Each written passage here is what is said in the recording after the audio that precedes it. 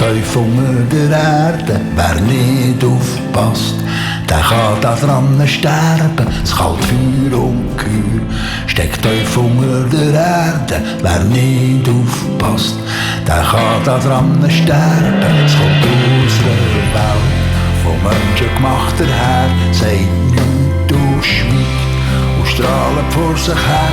Erst ihre Zeit, manchmal 1000 Jahre voraus, geht sie kalte Flammen aus.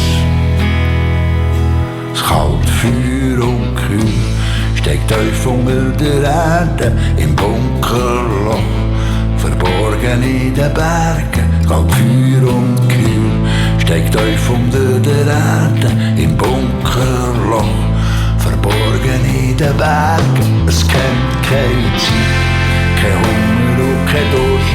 Es kennt keinen Schmerz, kein Hunger und kein Lust.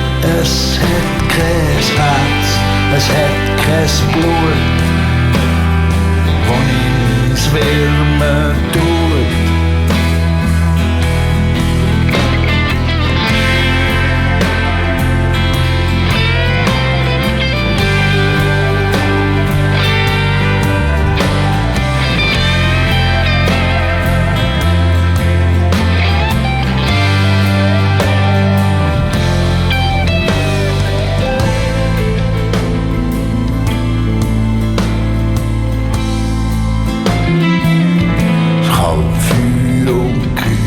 Steckt tief unter der Erde, wer nicht aufpasst, der kann da dran sterben. Das kalte Feuer und Kühl steckt tief unter der Erde, wer nicht aufpasst, der kann da dran sterben. Das kalte Feuer und Kühl, das kalte Feuer und Kühl,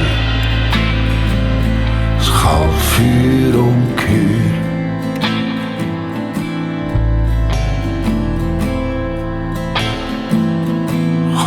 Feuer